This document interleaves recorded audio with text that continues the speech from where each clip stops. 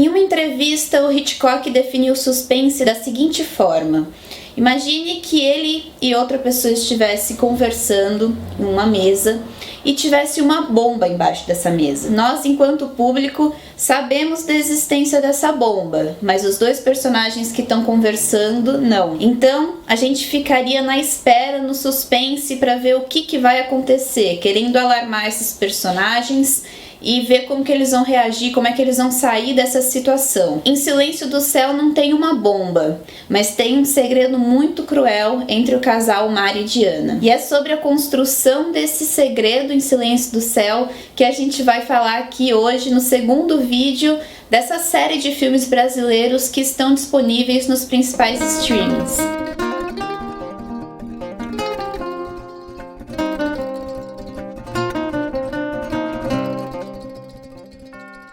Antes de começar aqui a análise, eu quero dar um recadinho para os nossos membros, porque a discussão do filme de junho vai acontecer no dia 19, no sábado, no próximo sábado já, tá? Em pouco menos de 15 minutos de filme, a gente já é apresentado aqui a seguinte situação. O personagem Mário, que é vivido aqui pelo Leonardo Sbaraglia, ele tá chegando na sua casa e um pouquinho antes de entrar, ele percebe que tem algo acontecendo lá dentro. Pela janela, então, ele vê que a sua esposa, Diana, vivida aqui pela Carolina Dickman, tá sendo estuprada por um cara completamente desconhecido dele. Só que o Mário paralisa e não consegue salvar a mulher. Então a narrativa vai se desenrolar a partir de dois dilemas secretos e silenciosos. Primeiro, a Diana, que foi estuprada e vive o trauma dessa situação de forma silenciosa, sem conseguir contar isso pro Mário ou para outra pessoa. E ele, por sua vez, fica na angústia de ver o silêncio sofrido da Diana, esperando que ela conte para ele, para que ele possa ajudá-la. Mas,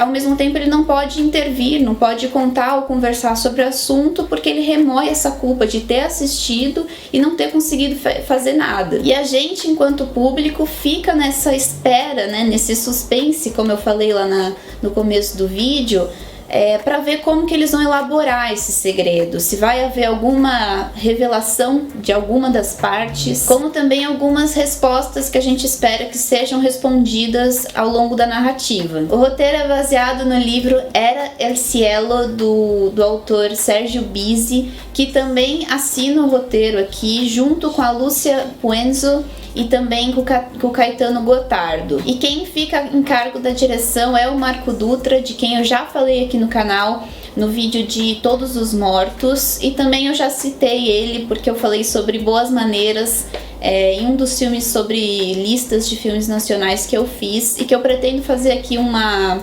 resenha de Boas Maneiras também, tá bom? E aqui, boa parte da narrativa, aliás, a maioria da narrativa vai ser contada pelo ponto de vista do Mário, como um recurso para três coisas principais aqui. Para que a gente entenda as travas emocionais e os acúmulos de medo que ele carrega e que resultaram de alguma forma na falta de atitude dele. Em segundo lugar, para ter acesso à dinâmica do casamento deles pelo ponto de vista dele. E o terceiro ponto aqui, e para mim o mais impactante, é que a gente entenda, por meio desse personagem, como o trauma que uma mulher vive, né, que um estupro deixa em uma mulher, muitas vezes não consegue ser verbalizado. Ela muitas vezes não consegue falar, contar, expor isso. E a gente tem aqui algumas mudanças de ponto de vista, que a gente vai ver o ponto de vista da Diana também, à medida que a história vai revelando algumas coisas pra gente.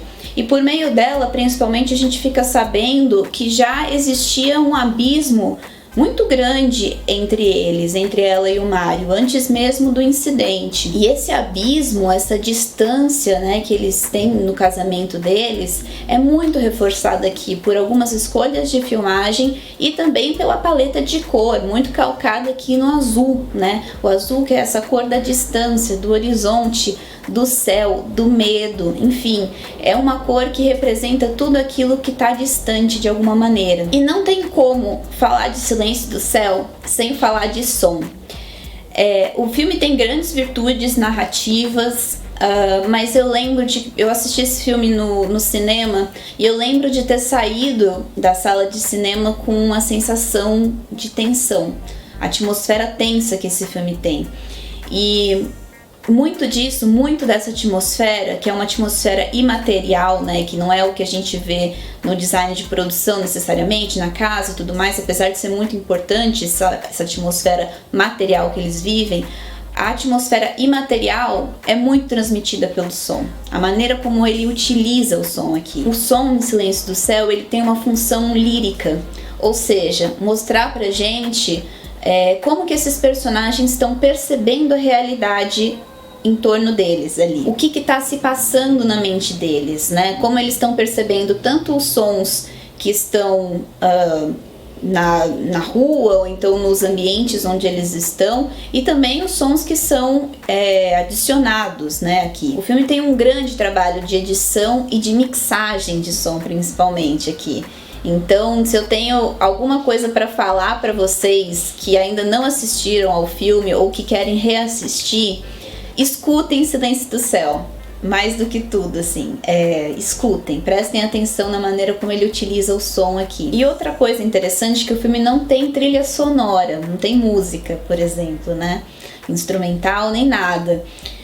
Isso foi uma decisão que foi tomada na pós-produção, eu descobri isso mais tarde, e é daquelas decisões que mudam a cara do filme, né, aquelas decisões de pós-produção que mudam a cara do filme, porque eu não consigo imaginar Silêncio do Céu com uma trilha, né? Até havia uma trilha, inclusive ela está disponível no Spotify, uma trilha orquestrada, enfim. Mas eles ali na sala de edição resolveram não colocar e assim fez toda a diferença. Enfim, Silêncio do Céu eu queria muito trazer aqui pra vocês. A gente já recomendou esse filme em alguns lugares, em podcast, enfim. Porque ele tá disponível na Netflix há muito tempo. Eu sei que ele já saiu, já voltou, enfim, ele tá disponível ali na Netflix. É o filme do Marco Dutra que eu mais gosto, da filmografia toda dele. Também é um grande trabalho da Carolina Dickman. Se você nunca viu ela no cinema, se você só tá acostumado com os trabalhos dela na televisão e tudo mais, eu recomendo muito que assista Silêncio do Céu, porque ela traz uma interpretação inquieta, sofrida, assim como o Leonardo Sbaraglia também, que é um dos grandes nomes aqui do cinema argentino, enfim, assim, segura também o filme, até porque muito do filme tá na perspectiva dele, né? Então é isso, eu espero que vocês tenham gostado dessa análise. Se vocês já assistiram, me contem aqui o que vocês acharam de Silêncio do Céu. Queria agradecer porque eu gostei muito de ver a recepção de Tatuagem, o primeiro filme aqui da nossa série. Vi que muita gente gostava do filme também. Enfim, a gente teve uma troca bem legal lá nos comentários. Eu também recebi recomendações de filmes para eu falar aqui para vocês. Eu vou anotar tudo. Se vocês tiverem recomendações, podem colocar aqui nos comentários que eu tô anotando tudo que vocês quiserem que a gente comente aqui. Eu só vou priorizar a parte de disponibilidade, então eu tô querendo trazer os que estão em streamings, tanto Netflix, Amazon, e também eu sei que tem alguns que estão na Globoplay, alguns clássicos inclusive, que vale muito a pena a gente falar aqui. Então eu vou dar uma sondada nos streamings ali para ver o que tá disponível, para eu poder trazer e indicar onde assistir também, tá bom? É isso, vem aqui no Seja Membro para conhecer o nosso clube também. Eu espero que vocês tenham gostado. Até o próximo vídeo. Corta!